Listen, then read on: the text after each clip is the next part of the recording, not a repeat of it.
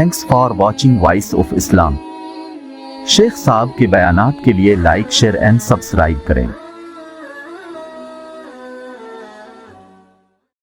বিসমিল্লাহির রহমানির রহিম। আজ আপনাদের সম্মুখে ধারাবাহিকভাবে আরবির মাসের করণীয় এবং বর্জনীয় চলেই আসছে। তাই আজ হলো শাবান মাস, আরবি অষ্টম মাস।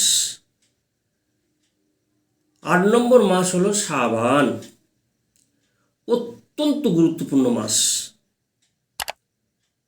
12 মাসের মধ্যে এ মাসটা অত্যন্ত গুরুত্বপূর্ণ। এই মাসের সম্পর্কে আল্লাহ রসুল সাল্লাল্লাহু আলাইহি ওয়াসাল্লামের কয়েকটি হাদিস পাক আপনাদের সম্মুখে আমি পরিবেশন করব ইনশাআল্লাহ। বিশেষ কথা বলছি এইটা যে আপনারা দয়া করে এই ভিডিওটাকে কেটে কেটে দেখবেন না, শুরু থেকে শেষ পর্যন্ত মনোযোগ সহকারে দেখবেন। ইনশাল্লাহ সুম্মা ইনশাল্লাহ আমরা অনেক কিছু পেয়ে যাব। আশা করি আল্লাহ তাবারক তাআলা এই ওসিলা করে আমাদেরকে মাগফিরাত দান করবেন। 1 নম্বর হাদিস পাকের কথা বলি। হযরত ওসামা ইবনে যায়েদ রাদিয়াল্লাহু তাআলা আনহু থেকে বর্ণিত এই হাদিস শরীফটা, যেটা আপনাদের সম্মুখে বলবো, নাসাই শরীফের মধ্যে 2357 নম্বরে এই হাদিসটা বর্ণনা করা হয়েছে। হয়তো ওসামা ইবনে যায়েদ রাদিয়াল্লাহু তাআলা আনহু একদিন আল্লাহ রসুল সাল্লাল্লাহু আলাইহি ওয়াসাল্লামকে জিজ্ঞাসা করছেন, ইয়া রাসূলুল্লাহ,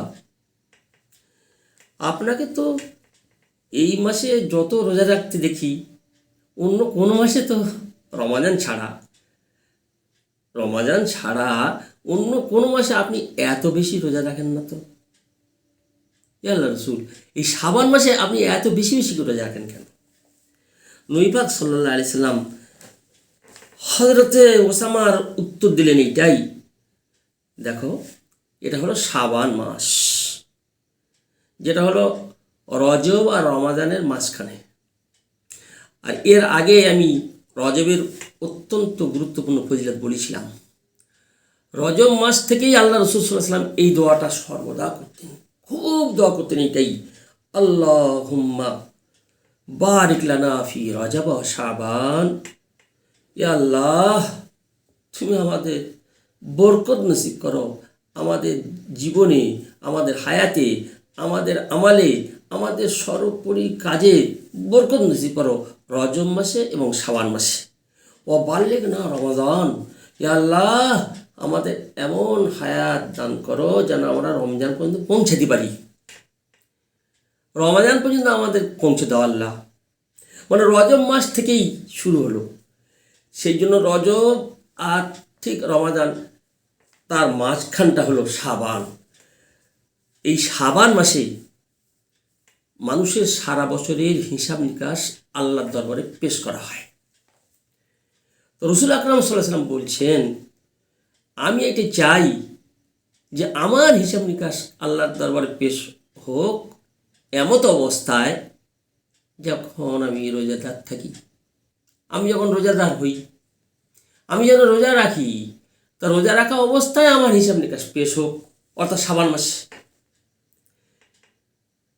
আমাদের আয়েশার থেকে বর্ণিত আর একটা হাদিস, যে আমি কখনো কখনো নবী পাক সাল্লাল্লাহু আলাইহি ওয়াসাল্লামকে দেখতাম, আমরা আজহাজের মতো আরত বলে আমরাই বলে বলছেন, যে আল্লাহ রসুল লাগাতার রোজাই করে যাচ্ছেন। আমরা ভাবতাম যে আল্লাহ রসুল সাল্লাল্লাহু আলাইহি ওয়াসাল্লাম কখনো আর রোজা থেকে বিরত থাকবেন না, সারা মাসেই রোজা রাখবেন নাকি। আবার কখনো কখনো দেখতাম তিনি রোজা রাখছেন না। তখন আমরা ভাবতাম যে আল্লাহ রসুল বোধহয় আর কোনো দিন রোজা রাখবেন না এ মাসের মধ্যে। জি, কিন্তু রোজার মাসটা তো গোটা মাস, রোজার মাস ছাড়ার কথা বলছি। তাই এই বিশেষ করে শাবান মাসে আমাদের আয়েশা বলছেন, কয়েকটা দিন ছাড়া তিনি বেশিরভাগ দিন শাবান মাসে রোজা রাখতেন। এই জন্য শাবান মাসে বেশি বেশি করে রোজা রাখতে দেখেছি আল্লাহ রসুল সাল্লাল্লাহু আলাইহি ওয়াসাল্লামকে। অন্য কোনো রোজা ছাড়া, রমজান মাস ছাড়া অন্য কোনো মাসে এতটা বেশি বেশি রোজা রাখতে আমি কখনোই দেখি নাই। এই হাদিস শরীফটা বুখারী শরীফের মধ্যে 1969 নম্বরে বর্ণনা করা হয়েছে। মুসলিম শরীফের মধ্যে 1156 নম্বর হাদিস। দুটো হাদিস শোনালাম। আমাদের আয়েশা রাদিয়াল্লাহু আর একটা রেওয়ায়েত আছে তার থেকে বর্ণিত, শাবান মাস ব্যতীত অন্য কোনো মাসে এত বেশি বেশি রোজা রাখতে আল্লাহ রসুল সাল্লাল্লাহু আলাইহি ওয়াসাল্লামকে আমি কখনো দেখিনি। কয়েকদিন ছাড়া এই শাবান মাসের পুরো মাসটাই যেন আল্লাহ রসুল সাল্লাল্লাহু আলাইহি ওয়াসাল্লাম রোজা রাখতেন। এই হাদিসটা বর্ণনা করা হয়েছে তিরমিজি শরীফের মধ্যে 736 নম্বরে। একটা কথা বলি, এই তিনটে হাদিস মুসলিমের আর একটা রেওয়ায়েত আছে, আরও অন্য জায়গার হাদিস আছে সামনে। সব হাদিসের সার কথা হলো রোজার মাস ছাড়া 11 মাসের মধ্যে বেশি রোজা রাখতেন আল্লাহ রসুল সাল্লাল্লাহু আলাইহি ওয়াসাল্লাম শাবান মাসে। অন্যান্য মাসে তো আইয়ামি 20, 13, 14, 15 রাখতেন, জুমার অর্থাৎ বৃহস্পতিবার দিন রাখতেন, ইত্যাদি সোমবার রাখতেন, সে আলাদা ব্যাপার ছিল। কিন্তু শাবান মাসের রোজা রাখাটা বেশি। এখন এই তাহলে শাবান মাসটা আল্লাহ রসুল সাল্লাল্লাহু আলাইহি ওয়াসাল্লাম প্রায় গোটা কয়েকটা দিন ছাড়া। জি, এইবারে শুনি, আল্লাহ রসুল সাল্লাল্লাহু আলাইহি ওয়াসাল্লামের সেই ক্ষমতা ছিল, সেই তাকত ছিল, সেই রকমের আল্লাহ তাবারক ওয়া তাআলা তার শক্তি ক্ষমতা প্রদান করেছিলেন। কিন্তু আমরা কমজোর, আমাদের অবস্থা খারাপ। আমরা যদি এই মাসটা বেশি বেশি করে আল্লাহ রসুল সাল্লাল্লাহু আলাইহি ওয়াসাল্লাম ওইটাই মনে করে নিই, আর এটা আমার সুন্নত গো, সুন্নত সুন্নত আমল করব, আর করে তাতে যদি শরীর খারাপ হয়ে যায় তখন রমাদানের অবস্থাটা কী হবে? এটা তো নফল রোজা, শাবান মাসের রোজার ফজিলত বেশ আল্লাহ রসুল রাখতেন, এটা নফল, কিন্তু রমাদানের রোজাটা হলো ফরজ। অতএব আল্লাহ রসুল সাল্লাল্লাহু আলাইহি ওয়াসাল্লামের সঙ্গে শুধু তুলনা করলে হবে না। যেমন একটা হাদিস পাক পরিষ্কার এসছে, যা সালাস নাফারিন ইলা রাসূলিল্লাহ সাল্লাল্লাহু আলাইহি ওয়াসাল্লাম, 3জন ব্যক্তি সাহাবী আল্লাহ রসুল সাল্লাল্লাহু আলাইহি ওয়াসাল্লাম দরবারে এসেছেন। এসেই দেখছি আল্লাহ রসুল নেই। তা বাড়িতে খবর না হচ্ছে, আমাদের আয়েশার কাছে খবর না, আল্লাহ রসুল সাল্লাল্লাহু আলাইহি ওয়াসাল্লাম বাহ্যিক আমলগুলো তো আমরা দেখি, আভ্যন্তরে এমন ঘরে কি আমল করেন আল্লাহ রসুল, এমন আম্মাজান দয়া করে যদি আমাদের বলতেন তাহলে আমরা সব সেরকম আমল। তা আম্মাজান রাদিয়াল্লাহু আনহা খবর দিয়ে দিলেন যে আল্লাহ রসুল এই করেন এই করেন এই করেন। তখন তারা 3জন খুব, আল্লাহ রসুল এত কম, এই কম না, তিনি রসুল, আল্লাহ তার আগের পিছের সব গুনাহ মাফ করে দিয়েছেন, তাইতেই আল্লাহ রসুলের এই কম আমল করলেই যথেষ্ট হয়, না আমাদের তা করলে চলবে না, আমাদের আমলকে বাড়াতে হবে। কেউ বললো, এবার মনে মনে ঠিক করে নিল যে, আর বলছে আবার যে ভাই আমি আজ থেকে সারা রাত ইবাদত করবো আর সারাদিন রোজা রাখবো। জি, অত কম হবে না, আমি বেশি করবো। আর আমি বলি, ওহো আমি তো বিয়ে করি নাই, আর বিয়েই করবো না। ও বিয়ে করলে একবার সংসারের ঝামেলায় পড়ে যাব, আর ইবাদত আমল করতে পারবো না, ওই বিয়ে করবো না। আর একজন তো বলে, ব্যাস আমি আর কখনো আর রাতে ঘুমাবো না, সারা রাত জেগে ইবাদত করব। আল্লাহ রসুল সাল্লাল্লাহু আলাইহি ওয়াসাল্লাম এমত অবস্থায় ঘরে চলে আসলেন। আসা বলছি, ও হো তোমরা এই বলছিলে না? বলছি জি হ্যাঁ। তো নবী পাক সাল্লাল্লাহু আলাইহি ওয়াসাল্লাম তখন বললেন, ও তোমরা আমার থেকে বেশি আল্লাহকে ভয় করো? ইন্নী আখশাকুম, তোমাদের থেকে আমি বেশি ভয় করি আল্লাহকে, তোমাদের থেকে আমি বেশি আল্লাহকে স্মরণ করি। আমি এই নবী মুহাম্মদ রাসূলুল্লাহ সাল্লাল্লাহু আলাইহি ওয়াসাল্লাম, আমি মুহাম্মদ, আমি একাধিক বিয়ে করেছি। আমি নবী মুহাম্মদ, আমি রোজা কখনো রাখি, আবার কখনো ইফতার করি, অর্থাৎ রোজা রাখি না। সারাদিন রোজা রাখবো, পরপর রোজা রেখে দেবো। আমি রাতে কখন উঠে নামাজ পড়ি, আবার ঘুমাই আবার নামাজ পড়ি, ইবাদত করি, আবার তেলাওয়াত করি। তো জেনে রেখে দাও, তোমরা নিজের পক্ষ থেকে এই বাড়াবাড়ি করতে যেও না। এই হাদিস দ্বারা পরিষ্কার এইটাই, আল্লাহ তাআলা লা ইকাল্লিফুল্লাহু নাফসান ইল্লা উসাহা, আমাদের সাধ্যের বাইরে কোনোটা হুকুম আমাদের উপরে আরোপ করেননি। তা আমরা প্রত্যেকেই কমজোর, আমরা দুর্বল, খুলেকাল ইনসান জাইফা, আমাদের কমজোর করে আল্লাহ পাক সৃষ্টি করেছেন। খাল কেটে কুমির ঘরে আনা হবে না, এটা একেবারে চরম ক্ষতিকারক।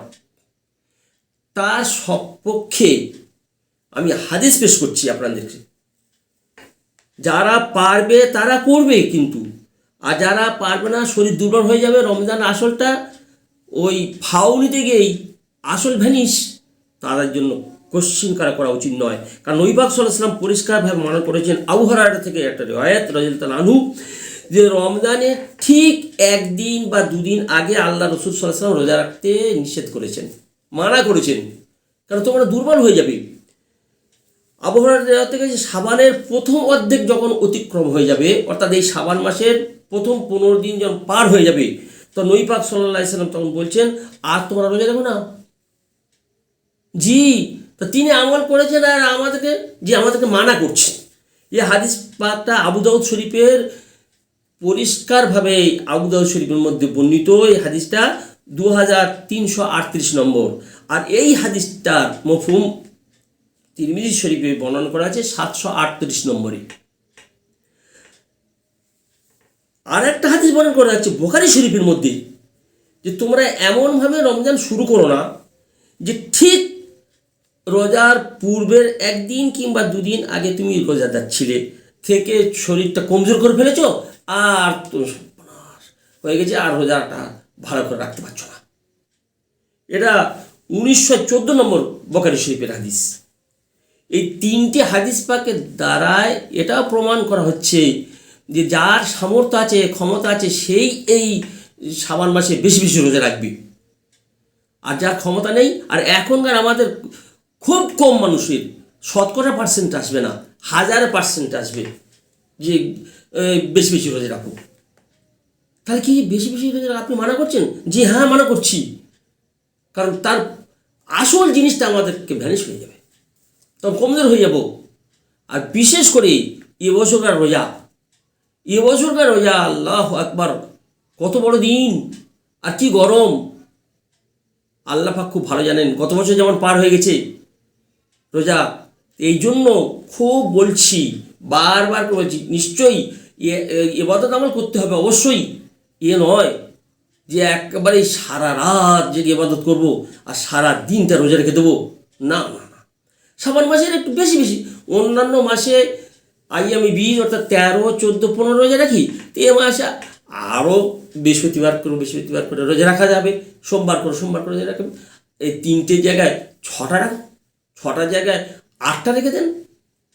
জি, তো রোজা রাখাটা শুধু এমন বড় কামাল নয়, বরং আসল এইটা হলো কি, এই রমাদানের প্রস্তুতি নেওয়ার জন্য ট্রেনিং দেওয়া হচ্ছে, ট্রায়াল করা হচ্ছে। রোজার মাস আসছে, যেন ঠিক এটা এমন, আল্লাহ তাআলা প্রত্যেকটা ফরজের আগে আপনি লক্ষ্য করবেন, প্রত্যেক ফরজ নামাজের আগে সুন্নত মুআক্কাদা রেখেছে। শুধু কেবলমাত্র মাগরিবের আগে ওরা সুন্নত মুআক্কাদা নয়, আসরের আগেটাও, সেটা তবুও তার অত্যন্ত ফজিলত বলা হয়েছে। সুন্নত গায়ের মুআক্কাদা হলেও তার অনেক ফজিলতের কথা বলা হয়েছে। আর এমনি তো পুরুষের জন্য যখন মসজিদ ঢুকছেই, দখলুল মসজিদ কিংবা তাহিয়াতুল ওযু এ তো পড়তেই হয়, অর্থাৎ নামাজে ফরজের আগে একটু মসজিদ যেতে হয়, অন্তত মিনিমাম যে ওয়াক্তে নেই সে ওয়াক্ত অন্তত এই নফল নামাজটা, অর্থাৎ মসজিদে প্রবেশ করার জন্য যে নামাজ বা উজু করার পরে যে নামাজ, সে নামাজ অন্তত আদায় করা দরকার। কেন? যে ফরজ নামাজটা ঠিকভাবে হবে। এই বাড়ি থেকে যাচ্ছি, শরীরের মধ্যে কেমন অবস্থাটা, হয়তো তাড়াতাড়ি হেঁটে গেছে, তার তখন অন্যরকম পেশ এসছে, কেউ সাইকেলে এসছে, তার অবস্থা কিছু হোক এমনি শান্তভাবে গেলেও তবু তার আগে একবার ট্রেনিং দেওয়া হলো, তার আগে একবার ওয়াশ করে নেওয়া হলো, 2 রাকাত পড়ে নেন কিংবা 4 রাকাত। জি, সুন্নত মুআক্কাদা ফজরের আছে, সুন্নত মুআক্কাদা জোহরের আছে, সুন্নত মুআক্কাদা না হলেও মানে গায়ের মুআক্কাদা এবারে মাগরিবির হোক আর আসরের হোক আর ইশা হোক আছে। আর ঠিক তার পরেও আছে, দেখবেন লক্ষ্য করে। তা ঠিক রমজান মাসটার জন্য মিডল রাখা হচ্ছে, এইটা রমজান মাসের ফরজ নামাজের মতো, তার আগের থেকে প্রস্তুতি নেওয়া হচ্ছে। রজব থেকে বেশ মোটামুটি চললো, এবার সাবান থেকে ভালো করে কোমর বেঁধে লাগা হল, তারপরে রমজানটাকে সুন্দরভাবে আদায় করা হবে। তা যদি সাবান মাসটা 3-4 দিন বাদ দিয়ে গোটাটাই রাখতে চাই, তখন সর্বনাশ হয়ে যাবে আমাদের। এই জন্য বলছি এটা বেশ মোটামুটি রোজার মাসে প্র্যাকটিস করার জন্য 4টা 5টা 6টা রাখুন, বেশি বেশি, তার বেশি রাখাটা আমার মনে হয় খুব ভালো হবে না, এই আমাদের কমজোর মানুষের জন্য। তারপরে রোজার মাসটা পুরো সুন্দরভাবে আদায় করুন। ঠিক তারপরে দেখুন আবার 6টা রোজা রাখার কথা বলা হচ্ছে, ঠিক যেমন নামাজের। আর সর্বোপরি কথা হলো এইটাই, রমাজানের পূর্ব প্রস্তুতির জন্য হলো সাবান মাস। আল্লাহ রাসূল সাল্লাল্লাহু আলাইহি ওয়াসাল্লাম নিজে করেছেন এবং উম্মতকে সেটা করার জন্য উৎসাহিত করেছেন। ভালো করে এবার ট্রেনিং নিয়ে এসো। তবে উম্মতের দিকে খেয়াল করেই, এটা ওই বুখারী শরীফের হাদিস দ্বারা আল্লাহ রাসূল সাল্লাল্লাহু আলাইহি ওয়াসাল্লামের হাদিস পেশ করলাম, যেটাকে নিষেধ করা হয়েছে যে রোজার মাসে ঠিক 1 দিন কিংবা 2 দিন আগেই রোজা রেখো না, মানা করা হচ্ছে। কেন? তোমরা কমজোর হয়ে যাবে, তখন প্রথম রোজাটাই একবারেই আমাদের গণ্ডগোল হয়ে যাবে। জি, এই মাসে রোজার প্রস্তুতির জন্য আমাদের আল্লাহ পাক কত বড় সুযোগ দিয়েছেন, বিশেষ করে হাফেজ সাহেবদের জন্য। ও হাফেজ, তোমরা রমাদানে তারাবি শোনাবে, তাহলে এখন থেকে প্রস্তুত করো। সমস্ত হাফেজ সাহেব সারা বছরের ভিতরে কোনো মাসে তার কোরআন চলতে ফিরতি মুখে মুখে পড়ছে, কোরআন নেই আর বাকাদা ইয়াদ করার মতো পড়ছে না। কিন্তু শাবান মাস পড়ে গেলেই আল্লাহর রহম, এটা তারা হচ্ছে কোরআনের প্রতি কী মেহনত ইয়াদ করতে রয়েছে, ইয়াদ করতে সব হাফেজ সাহেবের চোখে দেখছি, ছাত্রদের দেখছি, সবার দেখছি, মানে রমজান মাসে আমার তারাবি শোনাতে হবে। এইটা হলো শাবান মাস রমাদানের জন্য তৈরি করা। বুখারী শরীফের হাদিস পাক কিতাবুল ওহীতে হাদিস পাক আল্লাহ রাসূল সাল্লাল্লাহু আলাইহি ওয়াসাল্লাম বয়ান করেছেন, আল্লাহ রাসূল আজওয়াদুন নাস, খুব সাখী, দান খয়রাত করতেন। আর আজওয়াদু ফি রমাদান, আর রমাদান মাসে সব থেকে বেশি দান সদকা করা। এই জন্য শাবান মাসে আমাদের আমাল এইগুলো হলো, এই রোজা রাখা হবে, দান সদকা করা হবে, বেশি বেশি কোরআন পাক তেলাওয়াত করতে হবে। আর হাফেজ হলে তো কোনো কথাই নেই। এই মাসে রমাদানের সমস্ত মশলা মাসাইলগুলো আলোচনা করা হবে। কীভাবে রোজা করলে কী হবে, কীভাবে রোজা করলে হবে, কেমনভাবে ইফতার করতে হবে, কেমনভাবে সেহরি খেতে হবে, কেমন কী করতে হবে না করতে হবে, কেমন তারাই পড়তে হবে, কি রমজানের সম্পর্কে এই প্রস্তুতির আলোচনা। যেমন একটা বড় কাজ হতে গেলে, যেমন তার মশলা তার প্রস্তুতি নিতে বেশ আগে থাকতে প্রস্তুতি নেওয়া যায়। ঠিক রজব থেকে শুরু হলো, এই জন্য আল্লাহ রাসূল সাল্লাল্লাহু আলাইহি ওয়াসাল্লাম এই দোয়াটাই করতেন তো, আল্লাহুম্মা বারিক লানা ফি রজব, আল্লাহুম্মা বারিক লানা ফি রজব ওয়া শাবান ওয়া বাল্লিগনা রমাদান, আল্লাহুম্মা বাল্লিগনা রমাদান, আল্লাহুম্মা বাল্লিগনা রমাদান, আল্লাহুম্মা বাল্লিগনা রমাদান। হে আল্লাহ, রমজান পর্যন্ত আমাদের হায়াত বাড়িয়ে দাও, রমজানটা যেন পেতে পারি, আর রোজার সমস্ত হুকুকগুলো আদায় করে আল্লাহ তোমার প্রিয় পাত্র হতে পারি। এইটাই আমাদের আসল কাম্য। তাই এই মাসে অত্যন্ত গুরুত্ব সহকারে আমরা রোজার জন্য তৈরি হব। আমাদের কোমর বেঁধে নেব যে রমজান মাসটা যেন রোজাটা শুধু রোজাটা নয়, রোজার যে সমস্ত হুকুক আছে, রোজার আগে পরে যে সমস্ত জিনিসের দ্বারা রোজা আমাদের গণ্ডগোল হয়ে যায়, রোজার মধ্যে আমাদের লালগালি পড়ে যায়, রোজার মধ্যে আমাদের গণ্ডগোল হয়, সেই সমস্ত কাজ থেকে বিরত থাকবো, তার আলোচনাগুলো খুব করা দরকার। যেমন এই মাসের শবে বরাত সম্পর্কে ইনশাল্লাহ আগের ভিডিওতে আপনারা পাবেন শবে বরাতের বিস্তারিত বর্ণনা। জি, এই শাবান মাসের বিশেষ করে আল্লাহ তাবারক তাআলা আজ হয়ে গেল, শাবান মাসের মানে 2 তারিখ হয়ে গেছে, এবার চলেছে ইনশাআল্লাহ সুম্মা ইনশাআল্লাহ আগামী ভিডিওতে আপনারা সবে বরাত অর্থাৎ লাইলাতুন নিসফ মিন শাবান, এই শাবান মাসের 15 তারিখের তার ফজিলত সম্পর্কে আপনাদের সামনে রাখবো। ইনশাআল্লাহ আপনারা পাবেন।